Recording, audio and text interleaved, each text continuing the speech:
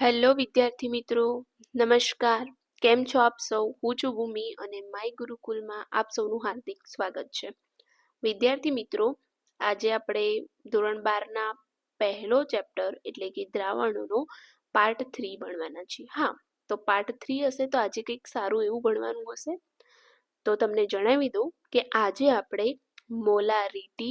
મોલારિટીને લગતા 6 થી 7 સમીકરણો, સૂત્રો જે છે એનો અભ્યાસ કરવાના છીએ, બરાબર. અને આ સમીકરણોનો ઉપયોગ દર્શાવતા 3 થી 4 ઉદાહરણો પણ ભણવાના છીએ, બરાબર. તો જરૂરથી છેક સુધી આ વિડીયોમાં જોડાયેલા રહેજો, બરાબર. વિડીયો ગમે તો લાઈક, શેર અને સબસ્ક્રાઇબ કરજો. તો શરૂઆત કરીએ આપણે. સમય ન બગાડતા આપણે પહેલા તો મોલારિટી કોને કહેવાય એ જોવાના છીએ, બરાબર. તો મોલારિટી એટલે અહીંયા જોઈ શકીએ છીએ સ્લાઇડમાં. મોલારિટી એટલે થશે 1 લિટર દ્રાવણમાં 1 ગ્રામ મોલ દ્રાવ્ય પદાર્થને ઓગાળતા મળતા દ્રાવણને મોલર દ્રાવણ કહે છે. જુઓ, સમજો કે આપણું જે દ્રાવણ છે એ કેવું હશે? લીટરમાં હશે. કેવું હશે? લીટરમાં કન્વર્ટેડ હશે. હવે આ જે 1 લિટર દ્રાવણ છે એની અંદર આપણે શું કરવાનું છે? તો કે વજન ધરાવતો, ગ્રામ એટલે વજન આવશે, બરાબર. દ્રવ્ય ધરાવતો પદાર્થ આપણે ઉમેરવાનો છે, બરાબર. અને જે કંઈ આપણને દ્રાવણ મળે છે એ દ્રાવણને આપણે શું કહીએ છીએ? 1 મોલર દ્રાવણ કહેવાશે. ઓકે. દાખલા તરીકે જે ખાંડનું છે 1 મોલર દ્રાવણ, ઉદાહરણ તરીકે તમને આપ્યું છે કે ખાંડનું 1 મોલર દ્રાવણ એટલે કે 1 લિટર દ્રાવણમાં ખાંડના 1 મોલ અણુ દ્રાવ્ય થયેલા હશે. ફોર એક્ઝામ્પલ, આપણું આખું ટોટલ દ્રાવણ કેટલું હોવું જોઈએ? 1 લિટર. હવે આ દ્રાવણની અંદર ધારો કે ખાંડનું પાણી છે, તો આખું જે ખાંડના પાણીવાળું દ્રાવણ છે કેટલું હશે? 1 લિટર. અને એ 1 લિટર દ્રાવણની અંદર જેટલા પ્રમાણમાં, જેટલા ગ્રામમાં ખાંડ ઓગળેલી છે અને એ પ્રમાણને આપણે શું કહીએ? 1 મોલર દ્રાવણ કહેવાશે, બરાબર. દ્રાવણની મોલારિટી, આ જુઓ, આ જે બે નીચેના વાક્યો છે ને ખાસ તમારે યાદ રાખવાના છે કે દ્રાવણની મોલારિટી તાપમાન ઉપર આધારિત છે. શેના ઉપર આધારિત છે? તાપમાન ઉપર. કારણ કે દ્રાવણના કદ પર તાપમાનની અસર થાય છે. મિત્રો, મને એમ કહો, કદ કોનું મપાય? તો જે કોઈ પ્રવાહી અવસ્થામાં હોય ને, અથવા તો લીટર જે છે એનું શું મપાય? આપણે કદ મપાય, બરાબર. લીટર જે છે કોનો એકમ છે? કદનું એકમ છે. Got it? તો દળ કોનું મપાય? તો જેને આપણે વજન કરી શકીએ એનો આપણે શું માપી શકીએ? દળ માપી શકીએ છીએ, બરાબર. તો ઘન પદાર્થ છે, તો જે ઘન પદાર્થ છે મોટા ભાગના એનું આપણે શું માપી શકીએ? દળ માપી શકીએ. જ્યારે પ્રવાહી મોટા ભાગના એનું આપણે શું માપી શકીએ? કદ માપી શકીએ. જેમ કે દૂધ છે, પાણી છે, બરાબર. તો એવી કોઈ પણ વસ્તુ પ્રવાહી અવસ્થા મોટા ભાગની જેને આપણે કદથી માપીએ છીએ, અને મોટા ભાગના ઘન પદાર્થો કે જેને આપણે 1 કિલો, 2 કિલો, 50, બરાબર, એ રીતે કિલોગ્રામ, ગ્રામ એકમોમાં માપીએ તો એ દળ કહેવાશે. તો અહીંયા શું કહે છે કે દ્રાવણની જે મોલારિટી એકમ છે એ શેના ઉપર આધારિત રાખે છે? તો તાપમાન ઉપર આધાર રાખે છે. અને એનું કારણ શું છે? તો કારણ એ કે દ્રાવણ જે પોતાનું કદ ધરાવે છે, આ કદ એકમ છે કોના ઉપર અસર કરતું હોય છે? તાપમાન ઉપર અસર કરતું હોય છે. ઓકે. એના પછી મોલારિટીના એકમો મોલ પ્રતિ લિટર અથવા તો મોલ પ્રતિ ડેમી નો ક્યુબ છે, બરાબર. આ એકમો ખાસ યાદ રાખજો. મોલ પ્રતિ લિટર ખાસ એનો મોસ્ટ આઈએમપી એકમ છે. મોલારિટીના એકમો કયા? તો મોલ ભાગ્યા લિટર. અને આને તમે સમીકરણ સ્વરૂપે પણ વાપરી શકો છો, બરાબર. તો મોલારિટીનો મોસ્ટ આઈએમપી એકમ કયો થશે? મોલ ભાગ્યા લિટર, અથવા તો મોલ ભાગ્યા કદ પણ કહી શકીએ છીએ આપણે. અને કદ હંમેશા શેમાં માપવાનું? લીટરમાં માપવાનું. ઓકે. એના પછી બીજો એક છે કે મોલ પ્રતિ ડેન્સીમીટર ક્યુબ. ઓકે. હવે જુઓ, પહેલું સમીકરણ આપણે ભણી ગયા કે મોલારિટી બરાબર મોલ ભાગ્યા લિટર. અને લિટરને શું લખાશે? અહીંયા આપણે પેનનો યુઝ કરીએ.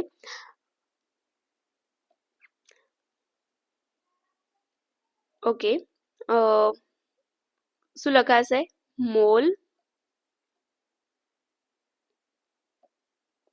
ભાગ્યા ટૂંકમાં લખું છું, મોલ ભાગ્યા કદ, બરાબર. ઓકે, સરસ.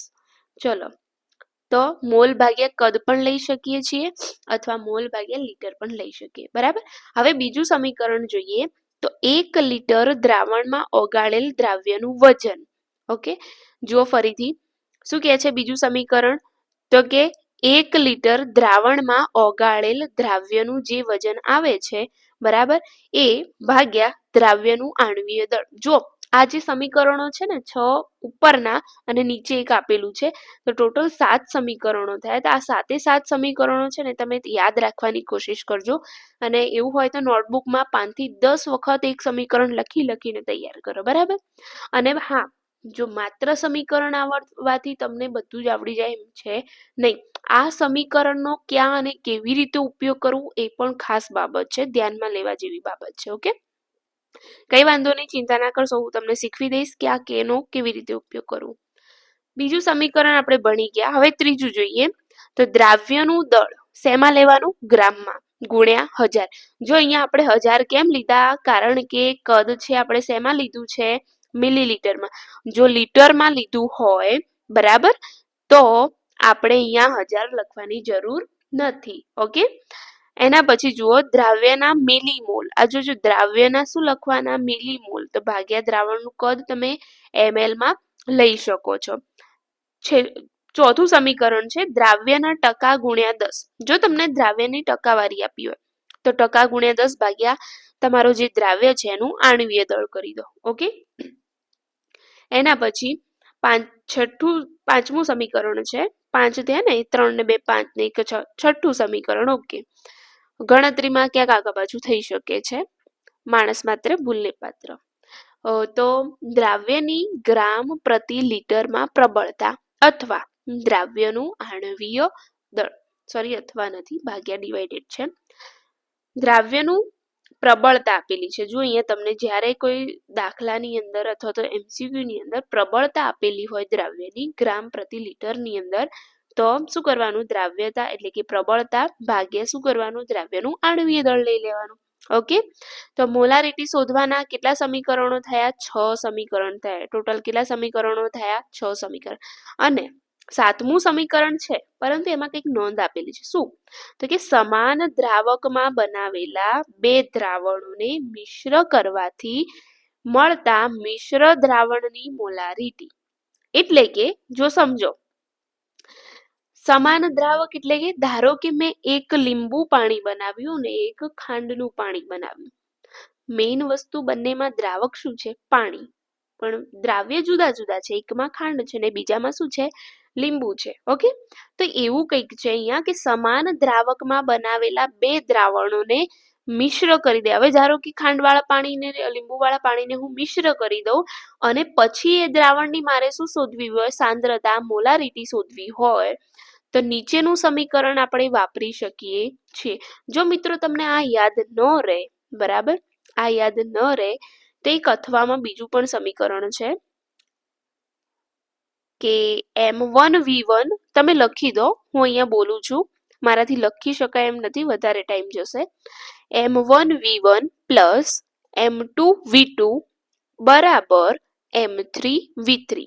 જો આ સમીકરણનો તમારે ક્યારે ઉપયોગ કરવાનો, જ્યારે દ્રાવકની સાંદ્રતા જુદી જુદી હોય. નોંધ કરીને આ લખી દેજો ખાસ, કે જ્યારે દ્રાવકની સાંદ્રતા જુદી જુદી હોય અથવા સમાન હોય અને 2 દ્રાવણોને મિશ્ર કરવામાં આવે ત્યારે મળતા અંતિમ દ્રાવણની મોલારિટી શોધવા માટેનું સમીકરણ બરાબર M1V1 વત્તા M2V2 બરાબર M3V3. ઓકે, અને એમાં આપણે જે નવું દ્રાવણ એટલે કે ત્રીજા નંબરનું M3 મળશે એ આપણે શોધવાનું આવશે.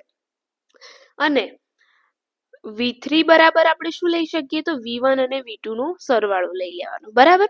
પછી એક આ સમીકરણ પણ તમે લખી દો કે સમાન દ્રાવકમાં બનાવેલા 2 દ્રાવણોને મિશ્ર. જો તમારી જોડે દ્રાવક છે ને એ સમાન હોય, બરાબર, તો તમે આ સમીકરણ પણ વાપરી શકો છો અને મેં તમને લખાવ્યું એ પણ તમને ઇઝી પડતું તો એ પણ લઈ શકો છો, નો ડાઉટ. ઓકે, સરસ, વેરી ગુડ. હવે જે આપણે m1 v1 વાળું જે સમીકરણ મેં તમને લખાવ્યું ને મૌખિક રીતે, એ સમીકરણનો તમને આગળ ઉદાહરણ બતાવું છું, એની અંદર ક્યાંક ઉપયોગ કરવાનો હશે, બરાબર. અને બીજા જે સમીકરણો છે એને લગતા તમે તમારી રીતે દાખલા સોલ્વ કરી શકો છો. અને હા, બીજું કે તમારે જો MCQ જોતા હોય આના ઉપરના, તો ટેલિગ્રામની લિંક હું ડિસ્ક્રિપ્શન બોક્સમાં નાખી દઈશ, તો ત્યાંથી તમે ટેલિગ્રામ જે ચેનલ છે એને જોઈન કરી લેજો અને ત્યાં તમને PDF પ્રોવાઈડ થઈ જશે. ઓકે, ચલો નેક્સ્ટ આપણે નેક્સ્ટ સ્લાઇડ ઉપર જઈએ. ઉદાહરણ છે આપણું, કે વાંચી લઈએ આપણે ઉદાહરણ શું કહેવા માંગે છે, કે 20 ml, જો પહેલું દ્રાવણ છે કંઈક 20 ml નું, અને એમાં HCl ની સાંદ્રતા કેટલી આપેલી છે? 0.5 મોલર સાંદ્રતા. કેપિટલ M ને શું કહેવાનું? મોલર. ઓકે, પછી બીજું શું કહે છે, બંનેમાં જોજો દ્રાવ્ય જે છે ને સમાન છે. 30 ml 0.3, બંનેની સાંદ્રતા જુદી જુદી છે, બરાબર. 0.3 મોલર સાંદ્રતા ધરાવતા HCl ને શું કરવાનું છે? હવે તો મિશ્ર કરવાનું છે. શું કરવાનું છે? મિશ્ર કરતા પ્રાપ્ત થતા દ્રાવણની મોલારિટી ખાલી જગ્યા હશે. ઓકે, તો આ બંને એટલે કે 20 ml અને 30 ml ને આપણે શું કરી દેવાના? ભેગા. 20 ml ની સાંદ્રતા કેટલી છે? 0.5. 30 ml ની સાંદ્રતા કેટલી છે? 0.3. હવે જે નવું મળે છે દ્રાવણ, એની મોલારિટી કેટલી હશે? તો જુઓ, પહેલા M1 કેટલા? તો કે 0.5. V1 કેટલા? 20 ml. ઓકે, એ જ રીતે M2 કેટલા? 0.3 મોલર. V2 કેટલા? તો 30 ml, બરાબર. મેં તમને જે સૂત્ર કીધું ને, કે M1 V1 plus M2 V2 બરાબર M3 V3. હવે અહીંયા એક તમારે નોંધ કરીને લખવાનું છે, નોટ કરીને લખજો બેટા, કે જ્યારે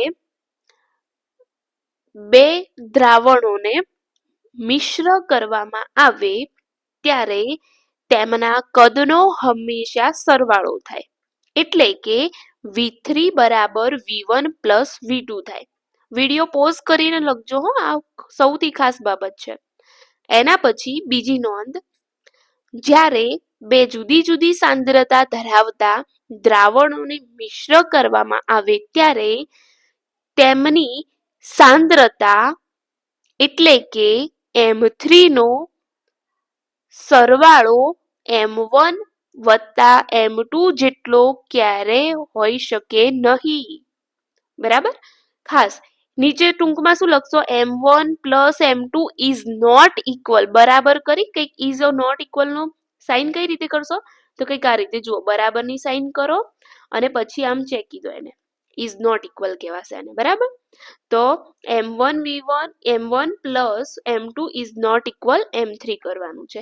એટલે કે જ્યારે આપણે બે દ્રાવણોને મિશ્ર કરીએ ત્યારે એમની સાંદ્રતાનો સરવાળો ક્યારે ત્રીજી સાંદ્રતા મળે નહીં, એ આપણે હંમેશા શોધવી પડે.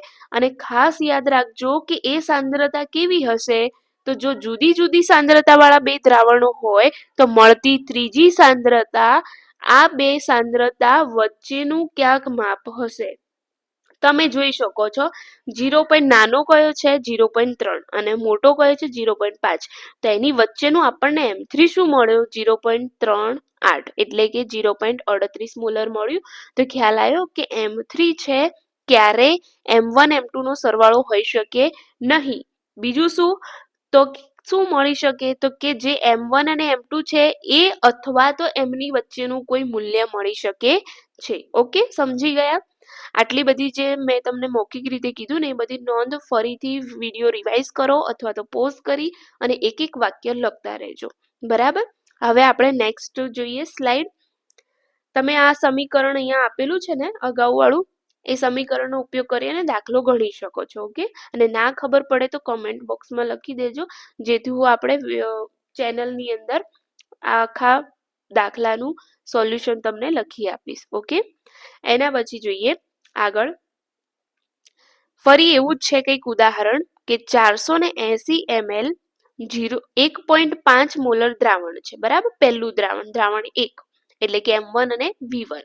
એના પછી 520 ml અને 1.2 મોલર બીજું દ્રાવણ છે, બરાબર. અને બે વિદ્યુત અવાહક દ્રાવણને મિશ્ર કરવામાં આવે. જો આ શબ્દ ખાસ જોવાનું કે શું કરવામાં આવે છે, મિશ્ર કરવામાં આવે છે, બરાબર. તો પ્રાપ્ત થતા દ્રાવણની એટલે કે નવું મળતું દ્રાવણ, ત્રીજું દ્રાવણ, એની મોલારિટી ખાલી જગ્યા હશે, એટલે કે M3 શોધવાનો છે. શું શોધવાનો છે? M3, બરાબર. તો M3 શોધવા માટે મેં તમને સમીકરણ લખાયેલું છે, જો અહીંયા તમને આપેલું છે M1 M2 M1 V1 plus M2 V2 is equal M3 V3, બરાબર. એની અંદર કિંમતો મૂકી દો.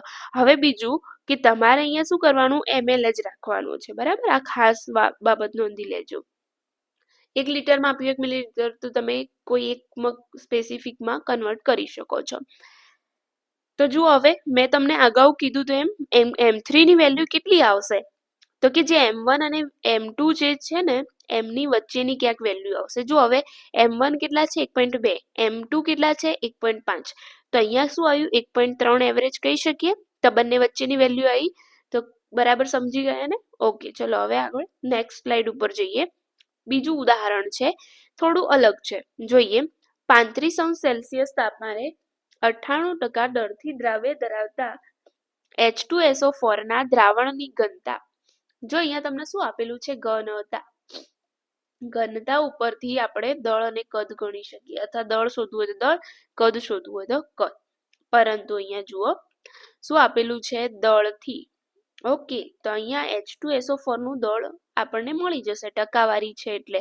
પેલું ટકાવાળું સૂત્ર હતું ને, એ સમીકરણ પણ તમે વાપરી શકો છો. જો મેં તમને કીધું હતું ને કે દ્રાવ્યના ટકા ગુણ્યા 10, બરાબર. એ સમીકરણ હતું, તમે અગાઉ જોઈ લો, અથવા તમે તમારી નોટબુકમાં નોટ કરી હોય તો એ સમીકરણ જુઓ અને એ સમીકરણનો ઉપયોગ કરીને મોલારિટી ગણવાની કોશિશ કરો, બરાબર. અને અહીંયા જે પદ્ધતિ આપી છે હું તમને સમજાવી દઉં, બરાબર. બાકી તમે બધા હોશિયાર જ છો, તમે પેલી રીતથી ગણી શકો છો. ઓકે, તો 98% દળથી દ્રાવ્ય ધરાવતા H2SO4 ના દ્રાવણમાં દ્રાવ્ય H2SO4 નું દળ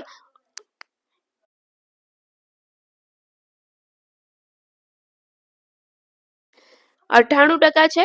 તો જુઓ, દ્રાવણનું દળ ટોટલ આપણે ધારો કે 100 ગ્રામ છે, બરાબર.